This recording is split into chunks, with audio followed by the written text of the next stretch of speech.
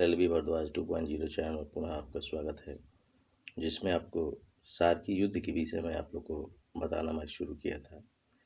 इस ऑडियो के माध्यम से हम लोग आगे की कड़ी की ओर बढ़ते हैं, जिसमें महाराजा डल जंगल में एक दिन शिकार खेलने गए थे। उस जंगल के रास्ते से बार बार उसी समय अपने पुत्री शल्मा डोली में बैठकर जा रही थी। एक मुसलमान कन्या को देखकर डौलदेव को अपना जाति के धर्म परिवर्तन की वे खतरनाक घटनाएं याद आ गई जो मुसलमानों ने उन पर ढाया था। सलमा की डोली को डलमऊ किले लाया गया। यह घटना जब सैयद बाबर ने सुनी तो अपनी फरियाद लेकर जौनपुर के शर्की राजा इब्राहिम शाह शर्की से सुनाई। शर्की ने रायबरेली पर आक्रमण करने की योजना बना ली, पर स्वर्ण हिंदुओं के कुछ उसके सलाहकारों ने शर्की को बताया कि रायबरेली फरों के नेतृत्व में सबल साम्राज्य बन चुका है। वहाँ 25 किलो का सुदृढ़ निर्माण हो चुका है। सभी हिंदू जातियाँ डलदेव की सेना के महत्वपूर्ण अंग बन चुकी है और उन्हें इस किले में रखकर युद्ध का प्रशिक्षण दिया जाता है। राजा हरदेव के साम्राज्य के पतन के बाद भर सरदार रायबरेली में जुटे थे।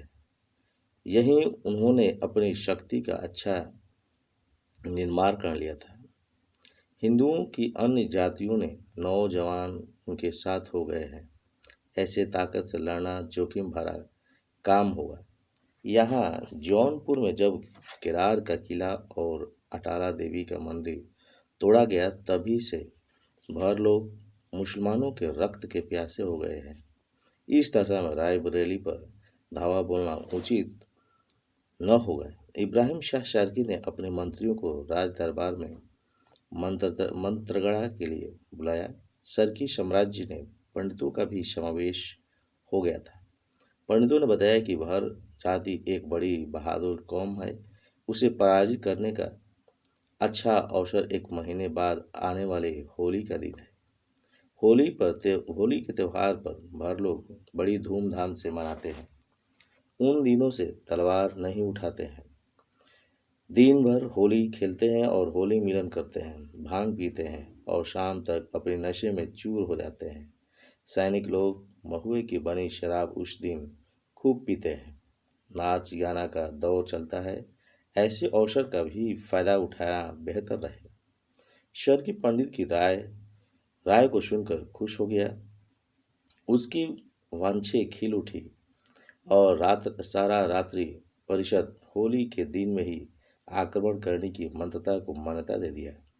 पर ऐसा गुप्त मंत्रता को होली तक गुप्त रखने की सबको शपथ खिलाई गई, पर युद्ध के प्रशिक्षण की तैयारी तेज कर दी गई। जौनपुर से शर्की सेना ने बड़ी तैयारी से कूच किया। सेना प्रतापगढ़ होते हुए मानिकपुर जा पहुंची। वहां से शर्की ने अपनी सेना 2 भागों में बांट दिया। सेना के कुछ प्रशिक्षक जवान नावों द्वारा गंगा नदी होते हुए करोरगढ़ पहुंचे। वहां बगैर विश्राम किए वे डलमऊ जिले की ओर तरफ बढ़े। दूसरा सैनिक दल गंगा नदी के दक्षिणी भाग से होता हुआ डलमऊ पहुंचा। होली के दिन डलमऊ किले से 3 मील दूर पर पूर्व तरफ गंगा नदी से नावों द्वारा पूरे सैनिकों को उत्तर तरफ लाया गया। वहां कुछ समय रुकने के बाद नावों द्वारा कुशल सैनिकों को किले के पास भेजा गया। शेष सैनिक जमीन के रास्ते किले की तरफ बढ़ने लगे। मार्च की रात्रि में चंद्रमा का दुधिया प्रकाश फैला हुआ था, इसीलिए सैनिकों को असुविधा नहीं थी। रात्रि के 11 बज रहे थे। तब तक मदमस्त भर सैनिक अपने अपने बैरकों में जा चुके थे। नाच गाना भी बंद हो चुका था। दिन भर की थकावट की वजह से वो सभी अपनी मस्ती में बदल गया था। नींद की खुमारी छाने लगी थी। किले के दरबान भी मस्ती के आगोश में छा चुके थे। तभी शर्की के सैनिकों का चुपके से मुख्य द्वार पर आगमन हो गया, जिसे पहले दरबानों को शार्की सेना ने अपने कब्जे में लेकर मुख्य द्वार का दरवाजा खुलवाया। सैनिक अंदर प्रवेश कर नरसंहार करना प्रारंभ कर दिए। अचानक हुए आक्रमण से सभी स्तंभ रह गए। नशे में धुत वह सैनिक लड़खड़ाते हुए इधर उधर भागने लगे। राजा डलदेव को जब यह सूचना मिली तो वे अविलंब तैयार होकर निकले। दोनों हाथों में तलवार चलाते हुए वे घुड़सवार तक पहुँचे। चारों तरफ से शर्की सैनिक उन्हें घेर लिए थे। घोड़े पर जब वे सवार हुए तभी शर्की सैनिकों को मारते काटते हुए इब्राहिम शाह शर्की के सामने जा पहुँचे। शर्की ने उन्हें युद्ध रोक देने को कहा, पर जब उन्होंने अमान्य कर दिया तब तेजी से डलदेव ने प्रहार किया। वह घोड़े से गिर पड़ा पर संभल गया, क्योंकि वार उसके शरीर पर नहीं लगा। भीषण संग्राम प्रारंभ हो गया। अपनी सेना के लड़तजे हाथों से चलती तलवार देखकर डलदेव भौचक्का हो गए।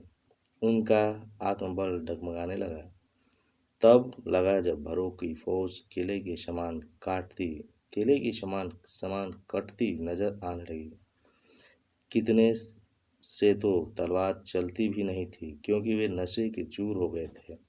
ऐसे विषम परिस्थितियों का सामना कैसे किया जाए, यह एक चिंता का विषय हो गया। फिर भी दिलेरी दिखाते हुए वे शर्की सैनिकों पर टूट पड़ते थे। शर्की पर जितने भी वे वार करते थे, चपल गति से वह बच निकलता था। डलदेव ने सोचा कि इस किले के सैनिक अब शर्की सेना का मुकाबला नहीं कर सकते हैं। तब उन्होंने अपने शेष भाइयों तथा वहाँ के सैनिकों की याद आई। किसी को भी इतना भी याद न था कि चलकर ककोरन बलदेव आदि को सूचित किया जाए, क्योंकि शर्की के कुछ सैनिक किले के मुख्य द्वार पर ही तैनात थे। अतः यह सब पाना संभव भी न जान पड़ता था। शर्की ने और सैनिक भी तब तक किले में प्रवेश कर चुके थे, जो चारों ओर हाहाकार का वातावरण छा गया था।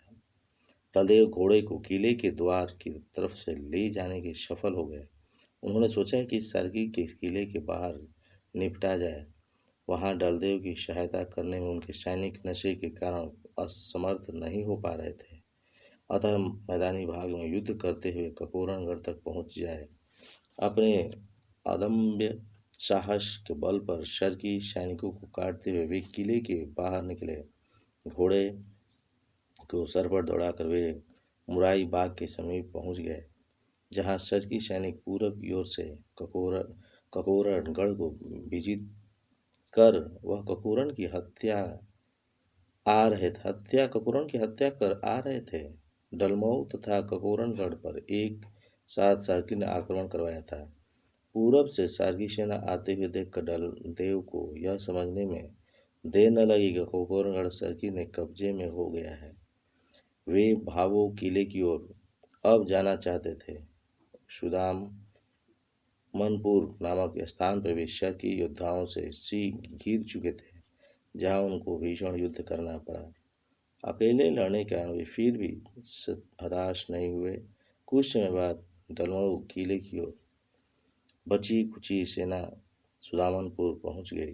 भावों से सैनिक भी तब तक सुदामनपुर आ पहुंचे थे, पर शर्की सैनिकों ने उन्हें भी बांधे रखा।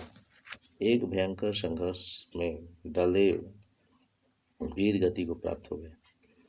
हिजरी, डलमऊ, ककोरगढ़ और भावों के किले को तहस नहस कर दिया। महाराजा डलदेव का मृत्यु स्थल डलमऊ से 3 किलोमीटर की दूरी पर है। वहाँ समाधि स्थल बनाया गया है। आज भी होली के दिन पाशी और अहिर, डहरिया आदि रायबरेली के शोक मनाकर अपने महाराजा के प्रति सम्मान और सहानुभूति प्रकट करते हैं और उस दिन होली नहीं मनाते हैं। इसी दिन रायबरेली से भरों का साम्राज्य समाप्त हो गया। यहाँ होली के 7वें दिन होली मनाई जाती है। होली त्यौहार के दिन भर यादव और पासी जाति स्त्रियां यहाँ आभूषण नहीं पहनती हैं और न ही सजावट श्रृंगार करती हैं। वे ऐसा अपने महाराजा के सम्मान में करती हैं। ककोरन ने 15 दिन का सावन के मास में मेला लगता है। इस मेले में प्रतापगढ़ तक के लोग भाग लेने के लिए आते हैं। डलदेव के मकबरे पर होली के दिन दूध चढ़ाया जाता है। कहा जाता है कि महाराजा डलदेव के एक पुत्र भी था जिसका नाम राज कलश। इस राजकुमार को रानी लेकर अपने किले से युद्ध के दौरान भाग गई थी। उसका राजकुमार को बचाने का यह प्रयास सफल रहा या असफल रहा, इस पर अभी तक कोई पता नहीं चल सका है।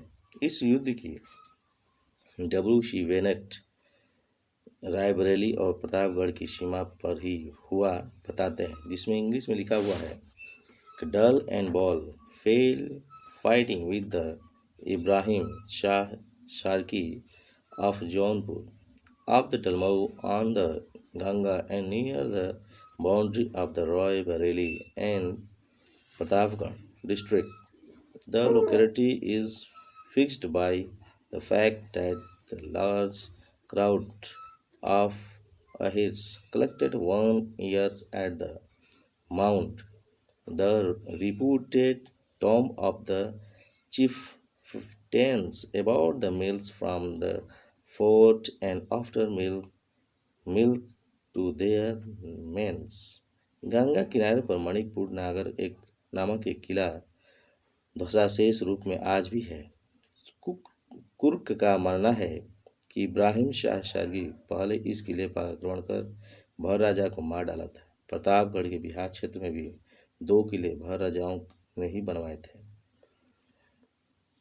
अवध गजेटियर ने करिंगन में इस किले को बौद्ध धर्म का भरोक द्वारा निर्मित स्तूप भी बताया है। क्रुक कहते हैं कि भरोक की एक और शाखा भरटोलिया और अहिर कही जाती है, जो परंपरा से डल और बल राजा को पूजती है। रायबरेली के अतिरिक्त बस्ती और अवध के पूर्वी भागों में राजा डल और बल की पूजा अर्चना होती है। डी शब्द का प्रचलन भी डल राजा से ही हुआ है। राजा के सम्मान में यह डी की पूजा होती है। जय श्री